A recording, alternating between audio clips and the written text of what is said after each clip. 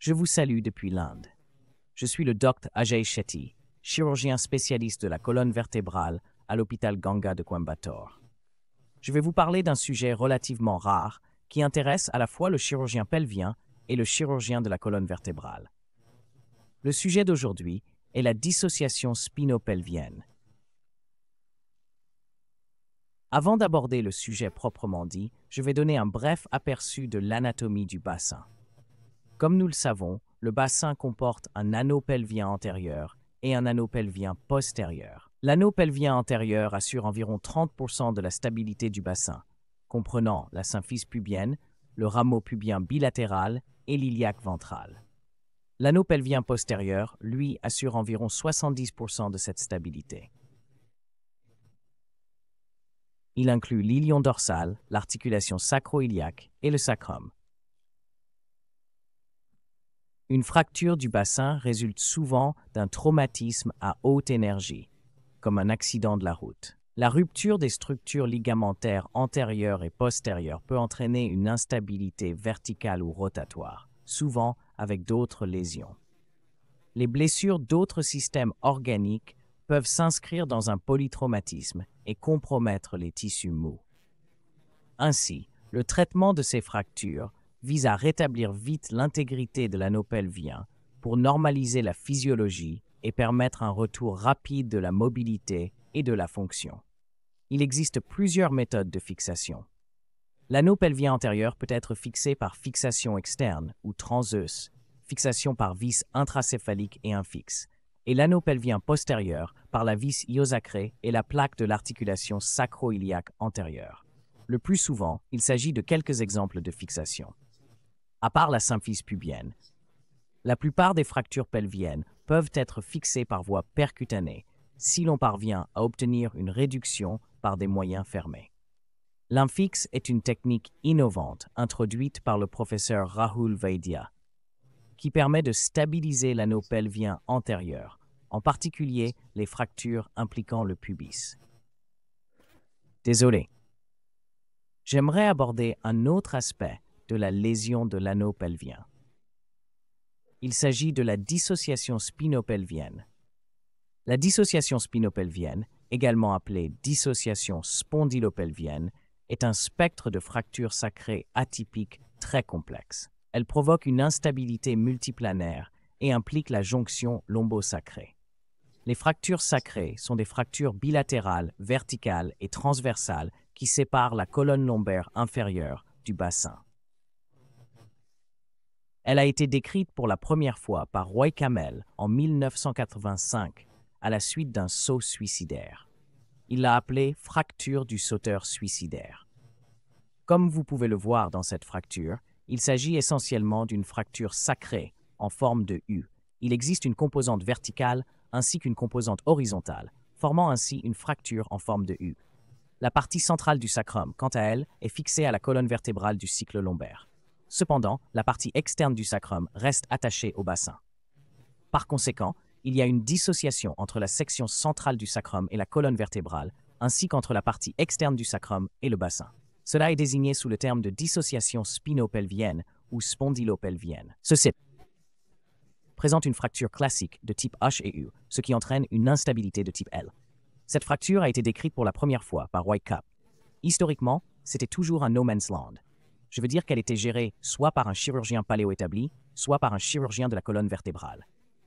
Cependant, je pense qu'il est crucial de comprendre qu'il faut les compétences d'un chirurgien spécialisé dans le bassin ainsi que d'un chirurgien de la colonne vertébrale pour traiter ces lésions de manière appropriée.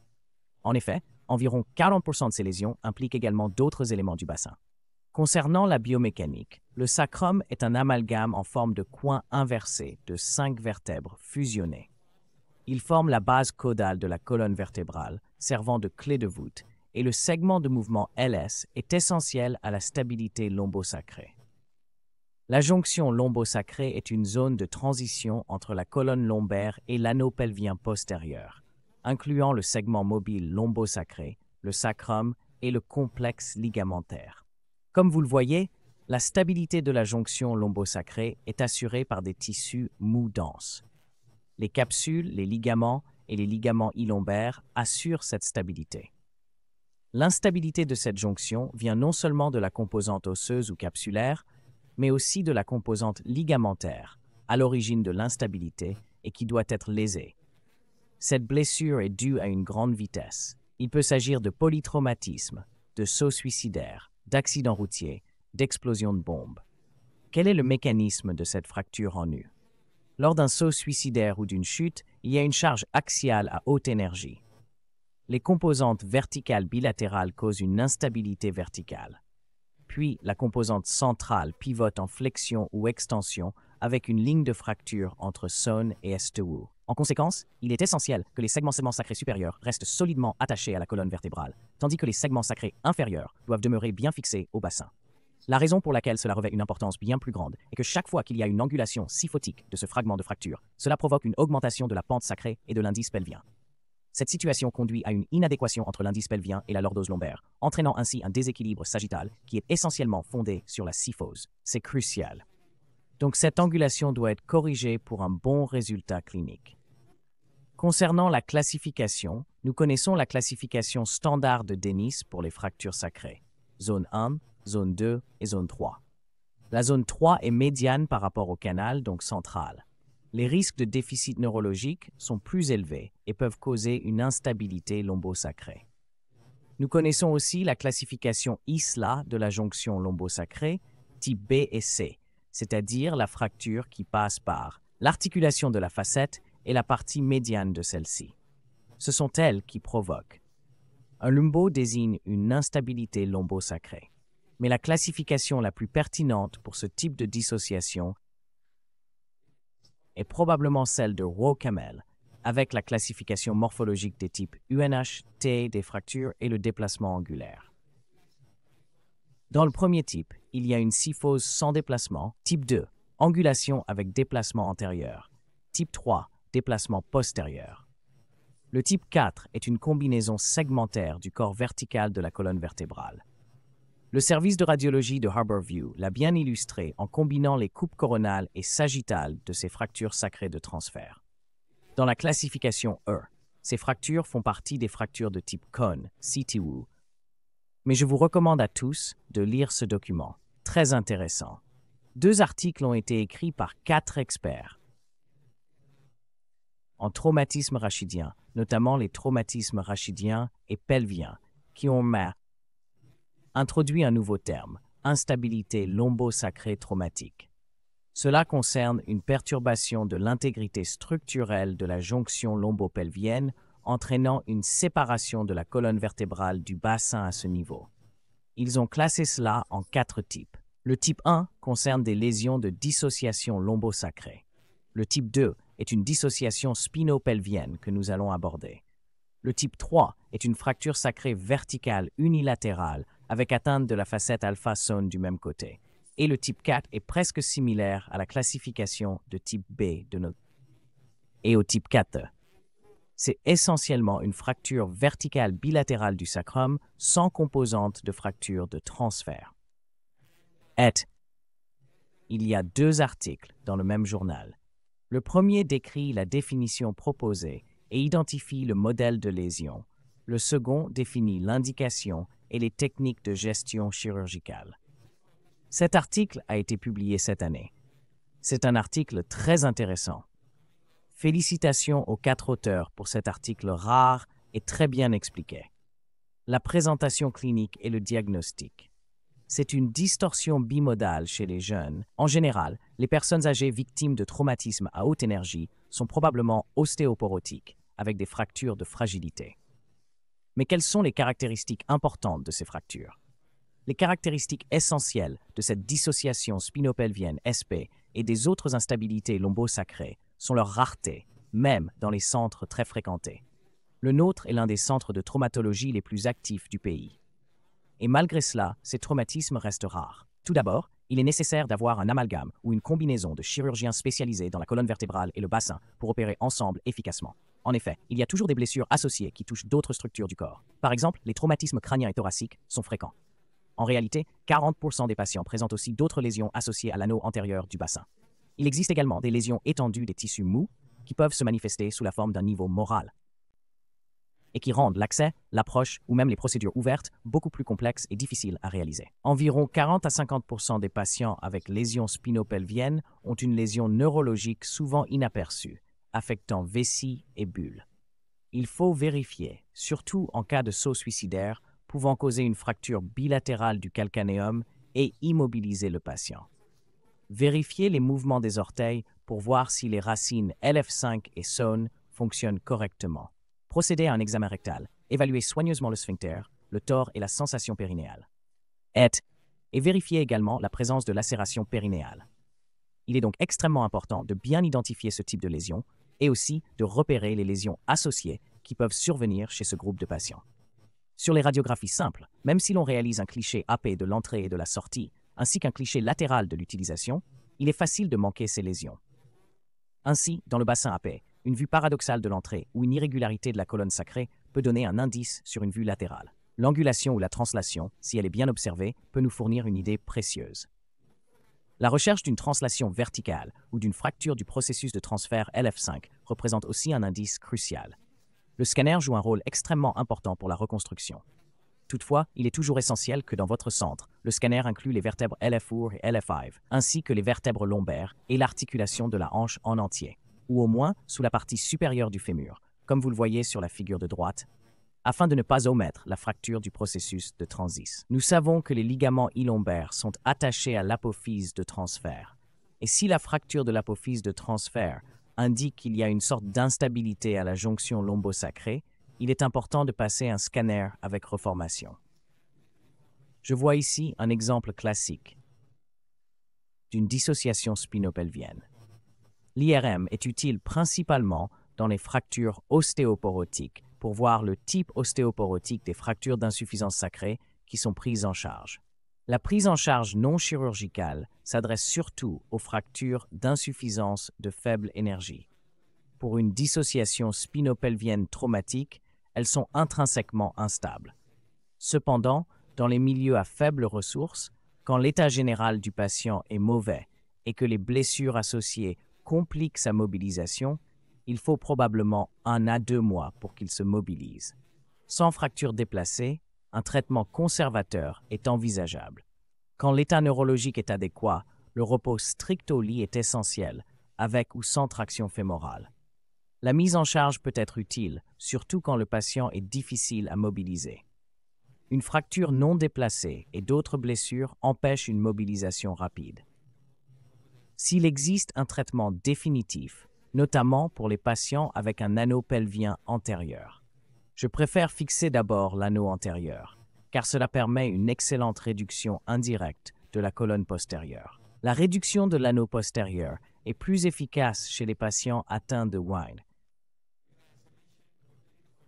car 30 à 40% peuvent avoir des fractures anti-annulaires. Objectifs chirurgicaux: fixation stable, restauration de l'anatomie pelvienne, décompression neurale et mobilisation rapide. Ces lésions perturbent la spinopelvienne, donc fixation du bassin avec vis ilo-sacré est nécessaire. On doit fixer la jonction spinopelvienne avec des instruments appropriés. Qu'en traite-t-on?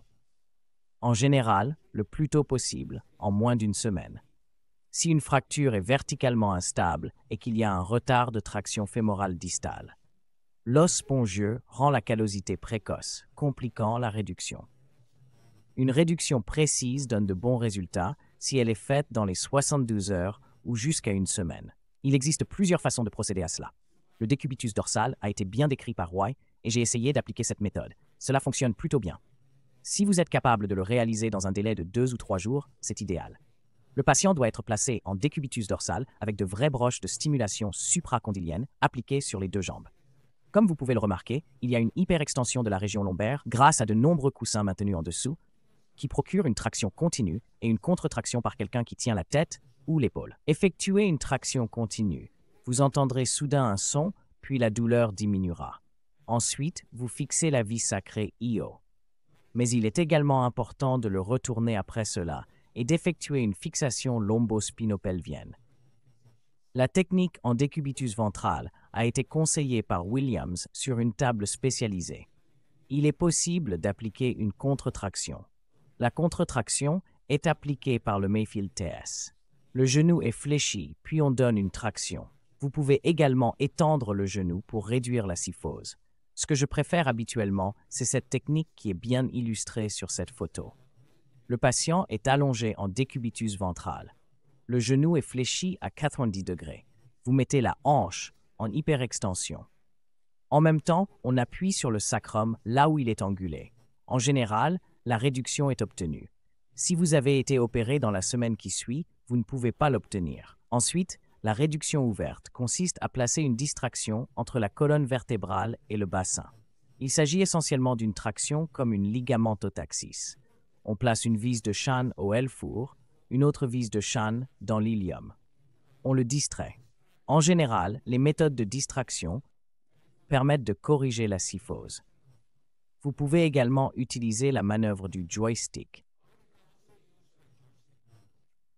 Une fois la réduction obtenue, quelles sont les options de fixation? Quelles sont les options de fixation? La fixation spinopelvienne est essentielle. C'est une méthode de fixation interne robuste utilisant les vis pédiculaires L4 et L5. Avec la fixation pelvienne, l'hémibassin blessé est directement relié au squelette axial, évitant ainsi la zone fracturée.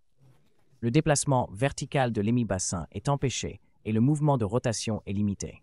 Si vous utilisez des vis sacro-iliaques ou ilosacrées, la combinaison avec les vis sacro-iliaques est appelée ostéosynthèse triangulaire. La biomécanique est la plus forte, souvenez-vous-en.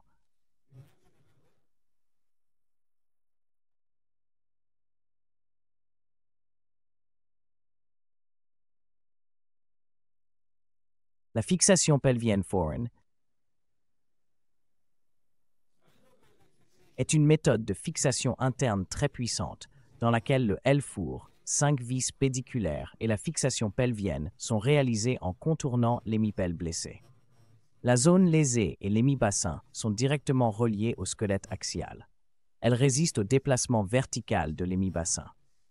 La combinaison de la vis SI est appelée ostéosynthèse triangulaire et d'un point de vue biochimique, elle est très solide. Rappelez-vous qu'il faut une bonne réduction avant de poser des vis iliosacrées. Concernant la fixation spinopelvienne en traumatologie, les indications incluent les traumatismes rachidiens à la jonction lombosacrée. Mais dans les traumatismes pelviens, les fractures sacrées commuées, le dysmorphisme lombosacré et la dissociation spinopelvienne sont aussi importants. Une table en fibre de carbone est toujours nécessaire. Il se peut.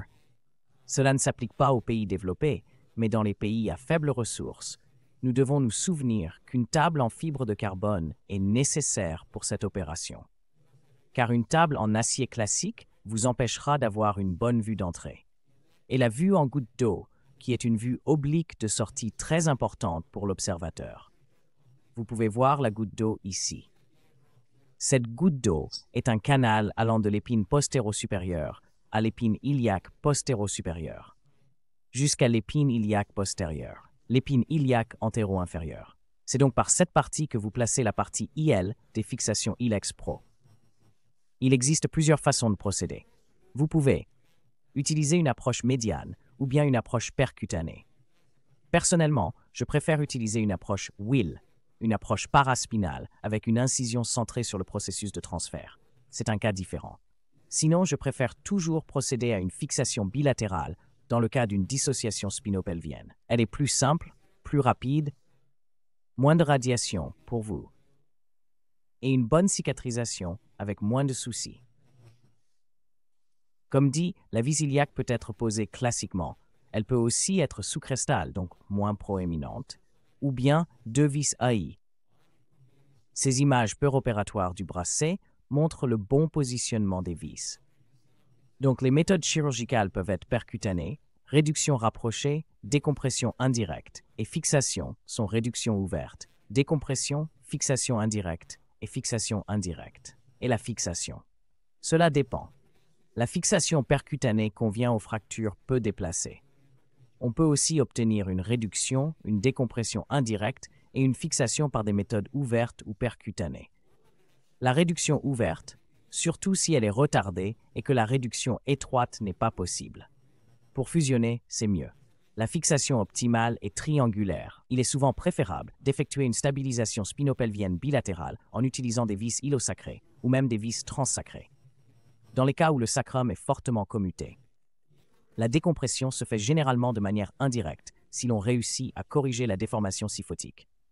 Cependant, il peut être nécessaire de procéder à une réduction ouverte, surtout si vous ne parvenez pas à obtenir une réduction étroite ou si le patient se présente tardivement. Si vous n'y parvenez pas, même par la méthode ouverte, il pourrait être indispensable de réaliser une décompression large, mais il faut être conscient que le risque de déchirure durale dramatique est plus élevé. Heureusement, il n'y a pas de différence statistique dans les résultats neurologiques après une laminectomie par rapport à une décompression indirecte. Permettez-moi de vous donner quelques exemples de cas où nous sommes fixés par la stabilisation spinopelvienne dans une anatomie vertébrale transitoire. Dans ces scénarios, je préférerais aller de L4 à l'ilium plutôt que d'aller seulement de L5 à Son. Je ne recommande pas souvent le retrait de l'implant, mais parfois, si l'implant est proéminent et que le patient est mal à l'aise. Surtout dans ce cas, nous conseillons le retrait. Un autre exemple. D'une dissociation spinopelvienne bien réduite par des méthodes indirectes avec un bon résultat clinique et radiologique. Mais idéalement, comme mentionné, une fixation hybride avec fixation triangulaire est la meilleure solution. Et si vous ne pouvez pas réduire quand le patient arrive tard, tentez au moins une décompression indirecte ou une réduction ouverte. Un autre exemple de fixation percutanée, avec un bon résultat, vous pouvez le faire à l'air libre au niveau paraspinal. C'est notre préférence. C'est une technique MIS avec un bon résultat clinique. Ainsi, pour une fracture du processus de transfert de la communauté LF5, de fracture sacrée, il est impossible d'insérer des vis sacrées ILO. Dans ce cas, passer au L4 est souvent plus sûr. En cas d'instabilité évidente, une seule vis peut être inconfortable. Passer au L4 est une bonne option. La tendance actuelle est d'utiliser une technique mini-invasive. C'est idéal si l'on peut obtenir une réduction, surtout si le patient vient tôt. Une fixation de l'anneau antérieur est essentielle pour permettre au patient de se mobiliser et d'améliorer son pronostic. Les chances de récupération neurologique sont assez bonnes. Plus de 50 à 60% se rétablissent. En termes de neurologie et de fonction vésicale et intestinale, seule la transaction cause un déficit permanent. Les échecs d'implant arrivent, surtout si un composant vertical est déplacé initialement, souvent silencieusement. Cela peut être dû à l'absence de fusion. Du point de vue du pronostic, la plupart des patients s'en sortent bien. Environ 80% d'entre eux reprennent le travail avec une amélioration notable et significative en termes de douleur, ce qui est fondamental. Il est crucial d'essayer de recréer cet angle afin qu'il n'y ait pas de perturbation de l'IP, car cela affectera la lordose lombaire. En effet, il y aura une inadéquation entre l'IP et la lordose lombaire, ce qui entraînera un déséquilibre sagittal et un résultat défavorable. Pour conclure, la dissociation spinopelvienne est un schéma très complexe impliquant le sacrum et entraînant une instabilité multiplanaire. Des fractures lombopelviennes. Il s'agit de fractures verticales bilatérales du sacrum avec une composante horizontale. Cela fait partie d'un syndrome d'instabilité lombosacrée et en constitue l'une des composantes essentielles. Le scanner joue un rôle crucial pour poser le diagnostic. L'option privilégiée est une ostéosynthèse triangulaire intégrant une fixation spinopelvienne avec la vis sacrée ILO. Je vous remercie sincèrement pour cette opportunité et j'espère avoir le plaisir de vous rencontrer tous en personne. Je vous remercie.